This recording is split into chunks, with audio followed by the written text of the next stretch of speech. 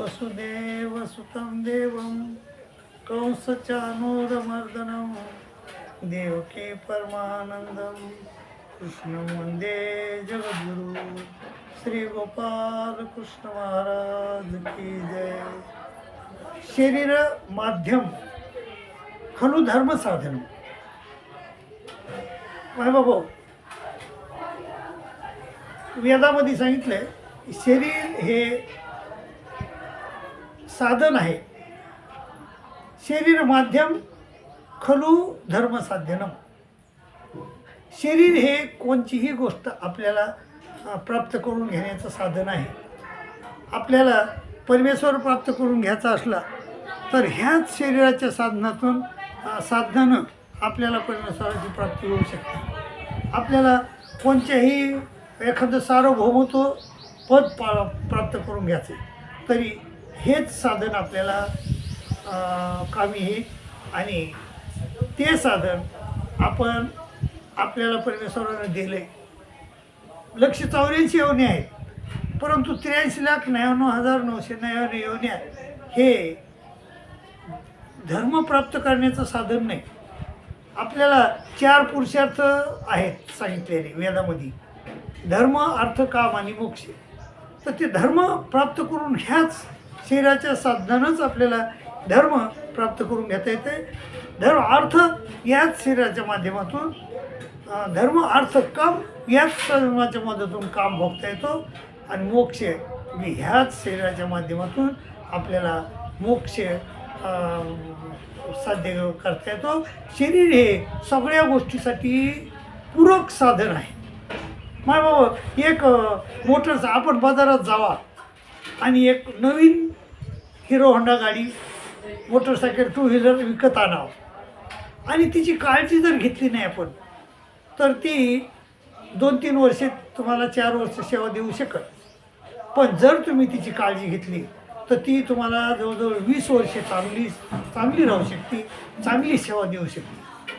तसंच काही आपल्या शरीराचं हे शरीर हे एक साधन आहे. परमेश्वरानं हा जो मनुष्य देह दिला आहे, मी रोज तुम्हाला सांगायलो की हे साधन आहे. आणि ही एक शिडी आहे. शिडी ह्या शिडीनंच आपल्याला वर जाता येते आणि ह्याच शिडीनं आपल्याला खाली जाता येते. म्हणजे वर जाणं म्हणजे मोक्षाला जाणं, खाली जाणं म्हणजे नरकाला जाणं. ह्याच शिडीनं आपल्याला वर जाऊन आपली ऊर्ध्वगती करून घेता येते. आणि ह्याच शिडीला आपण खाली जाऊन आपल्याला अधोगतीला प्राप्त होऊ शकतो.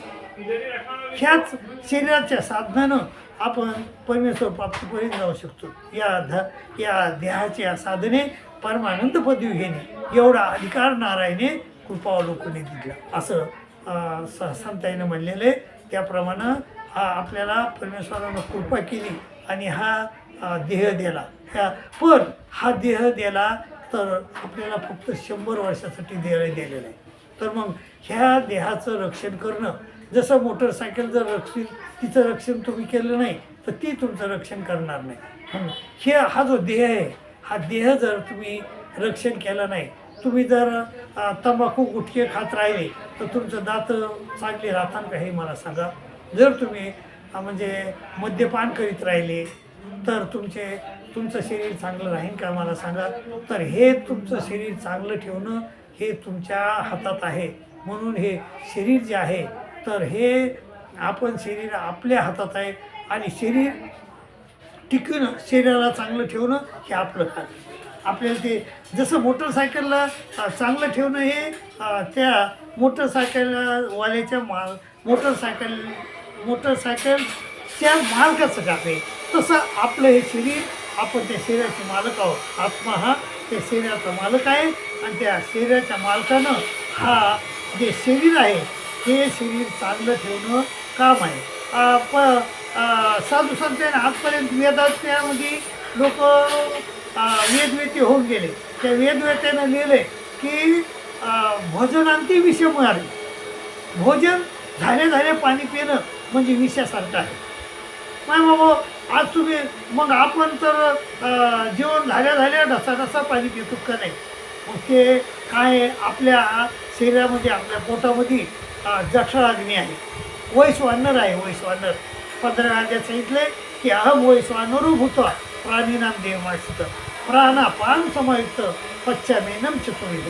4 प्रकारचे अन्न ते आपल्या देहामध्ये आपल्या पोटामध्ये पचले जाते आणि आपण जर पाणी पिलो तर ते अग्नी नक्कीच विझणार का नाही आणि विझल्यानंतर त्या अन्नाचं सडत आहे आपल्याला कळत नाही आणि ते सडल्यामुळं अन्न खराब झाल्यामुळं आपल्याला छोटे मोठे 50 रोग होतात आणि ते आपल्याला कळत बी नाही.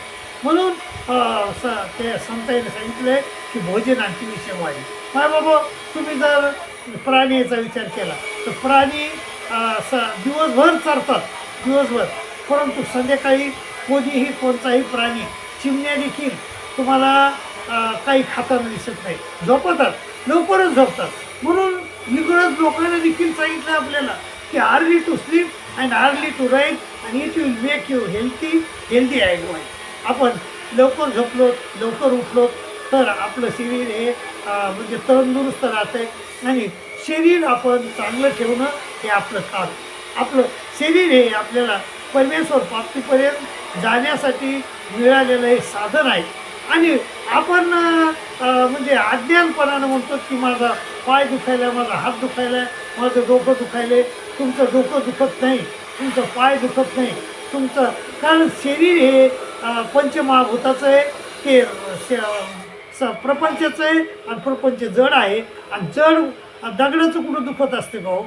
मग शरीर जड आहे आणि त्या शरीरातला जो आत्मा जर निघून गेला त्याला लोक दहन देतात किंवा पुरून टाकतात तर त्यावेळेस थोडंच ते दुखतं आहे त्याचं. हे तुमचं दुखत नाही पण तुम्ही त्याला म्हणजे काय करतात, ते शरीर जे यंत्र आहे ते शरीर यंत्र बरोबर वापरत नाहीत, चुकीचं वापरतात. रात्री चहा पिऊन झोपणारे लोक मी पाहिले आणि सकाळी उठले की ते म्हणतात अरे माझा दात दुखायला आहे. काहून दात दुखणार नाही?